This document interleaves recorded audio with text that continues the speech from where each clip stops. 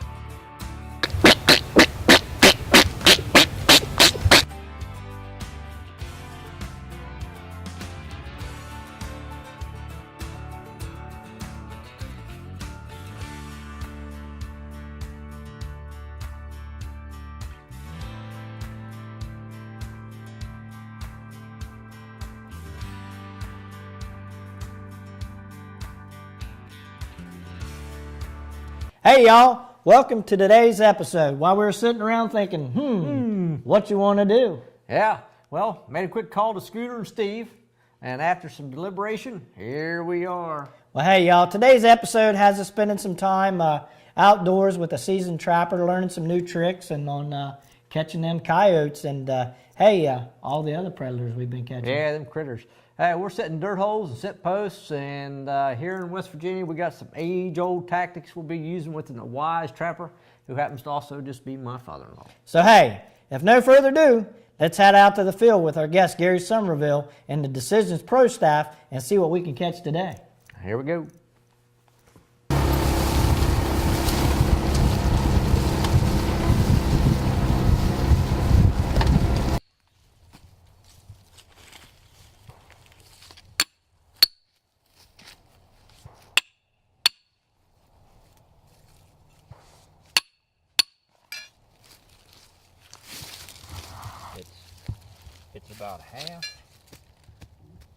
It's about half location, and we've already caught here. We know we've caught here.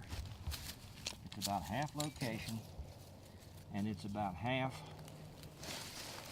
bedding the trap. If that trap moves, he ain't going to be here. I've usually got an auger to do this, and I didn't bring it, but this will work fine.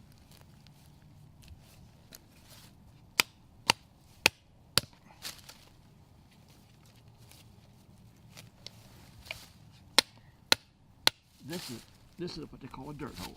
Everybody does them different, but it imitates a fox or an animal burying something. He'll dig that hole at about a 45-degree angle.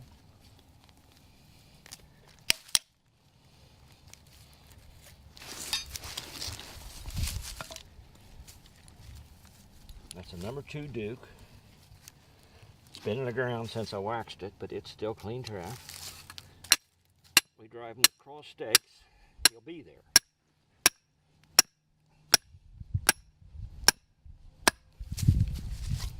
I doubt that I could pull them with that winch on them side by side. We got a tool to take them up with? Yeah, Matty. I've got a notch cut in the Matty. You got to pull one. I told you wrong. That's not a Duke. I thought it was, but that's an old Sleepy Creek that we redone back before you could buy the stuff to redo them. We rebuilt the jaws. Then we take and put a D-ring and weld a piece on here so the coyote pulls on the middle of the trap. They come from the factory with a pin right there. He won't do a thing, only slide his foot right over here and shove that lever down and leave. But if you hook it in the middle, now here's what I told you.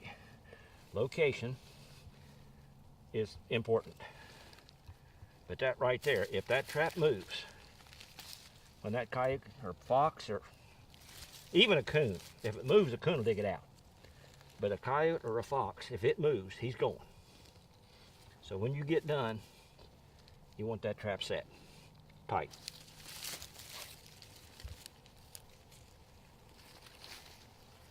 Everybody's on his own opinion. I don't want the trap turned this way. I don't want this lever coming up and throwing his foot out. I don't want it straight in, because if he steps here and it goes off, the foot, the 1 foot will keep it from going off. So I set it at about a 45-degree angle. The trick is to get him on the pan. if I set this 8 to 10 back from here, a coyote, when he puts his nose in there, his front foot should be right there. All right. Now, a fox, you put that pan right there again in the hole. A cat, you put it right there again in the hole. Same with a coon. But if I set it back here for my coyote, if a coon or a fox works that right there, even a bobcat, I'll get him in the hind leg. I usually offset to the right. Left works. I usually offset to the right. When I dug the hole, it just didn't line up like I wanted to, but that's all right. Just don't set it straight in front. Set it off to the side a little bit, because he's going to be off to the side a little bit. All right. Heavy buckwheat hulls. It's just, what it'll do, you can get a hard rain and come in here and scratch a 1/4 inch off the top and it'll be dry. Turns water great. Those traps will come through some freeze. If the trap freezes to the ground, of course it ain't operable. Here, you want to kind of be careful. You don't want that pan in a high place. He won't step on a high place. So, now, if I've got my scissors with me,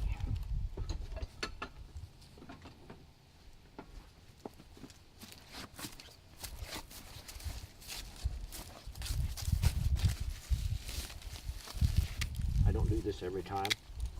If I was setting this for a cat, I wouldn't do it at all. I want it messy. But it's late enough in the season that everything's had dirt thrown in its face. So anything you can do to blend the trap a little bit sure won't hurt you.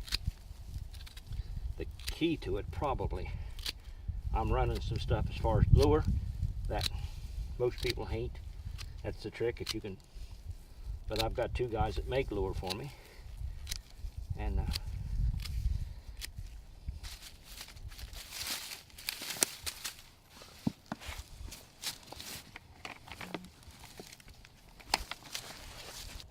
I don't need the map. I can find them, but I use the map in case somebody else needs to find them. There's 3, and to tell me what I got. This is just a commercial lure, and since I've caught 3 bobcats and 4 red foxes on it, I ain't gonna say what it is, but plug a little bit of dirt there to make him work at it. The backing in behind it, and the only reason is I want him to work the front side of the set. I don't want him to work it from the back. Oh, that's what's that? That's just urine. That's just urine. Mark these spots. Mark each spot. Since I trapped it last year, I know wind direction. Wind direction on traps is just opposite bow hunting. You set up to where the wind's to your advantage, away from the animal. Traps, you want the wind to blow to the animal, so you're just opposite to bow hunting. I want him to pick that wind up on that ridge over there and come over here. Well, hope you enjoyed the first segment with the Decisions crew learning to set dirt holes. In this segment, we were using trap styles of Duke No. 2s. Traps were modified as Gary stated. We are using offset jaws. Our newest trap, which we do not have to do any modifications to, is a Minnesota trap line MB550. A great trap ready to go right from the factory. The other items needed to be ready to go will be your 1/2-inch stakes with 1/2-inch washers welded 1/2 inch down from the top, a dirt hole tool or auger, a 4-inch spade, and a sledgehammer, and trap set tools. I never leave home without those.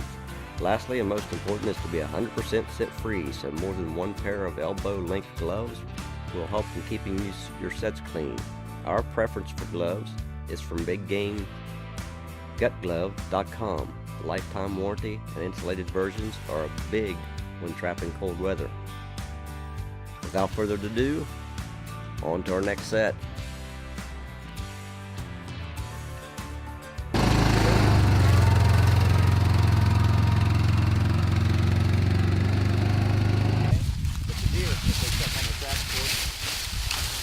Now there wasn't anything here to make a urine post out of it, so I'm going to make one.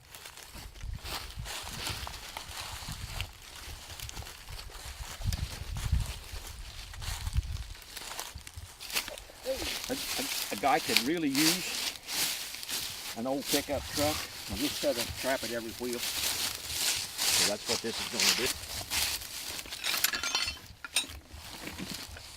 Well, the setup on this is basically the same. One of these front foot. Only I move back just a little bit farther, because when he puts his nose down to the dirt hole, it's shorter than when he walks up and sticks his nose out and smells that. I'd like to get him right then. If I don't, I'll probably pick him up in a hind foot when he turns around there to tell whatever's on that he was here.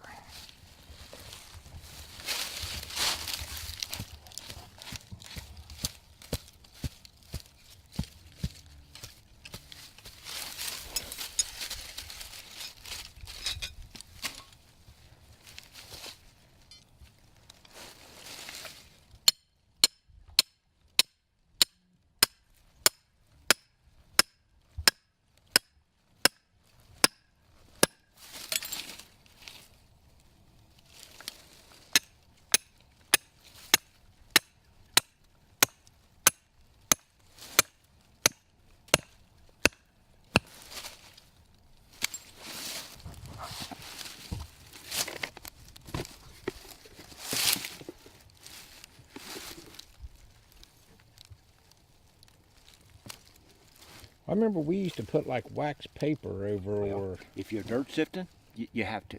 okay. And there's guys that'll argue that I still should, but this peat moss and stuff, the pan, that So you it's done staying that. pretty hollow underneath Right, that pan. you done that. Well, I want that hole filled out. Okay, if it's hollow, the coon will dig it out. But this stuff is so soft that I've never had one not to go.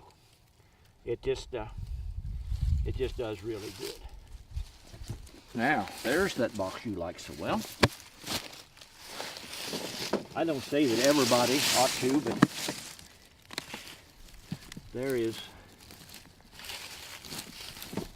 is some of the stuff That's just pea stink.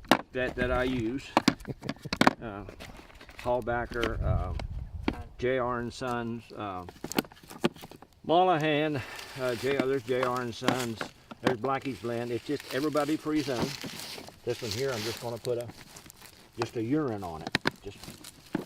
It's dehydrated.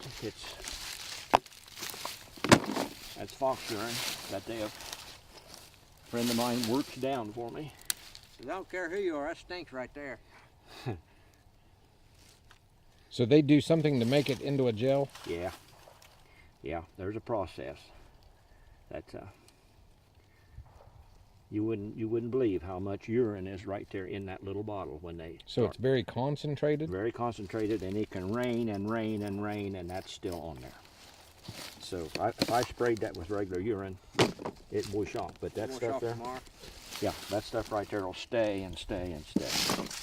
I always want to get rid of dirt. If it was a cat bed, I'd leave it as rough as I could. But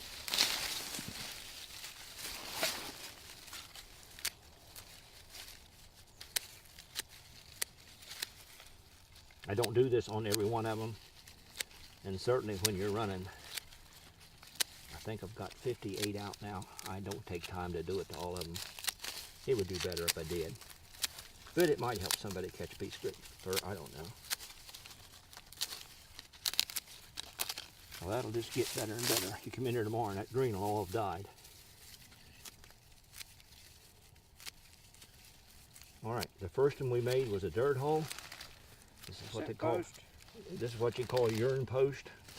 And now the good one. And the reason I do that,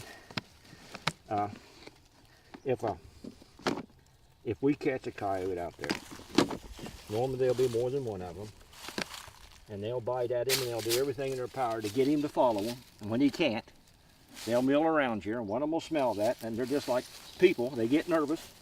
When they get nervous, we hope he'll hike that lake. Hey y'all, this episode's been brought to you by Somerville Industries, where they fabricate steel 1 pound at a time.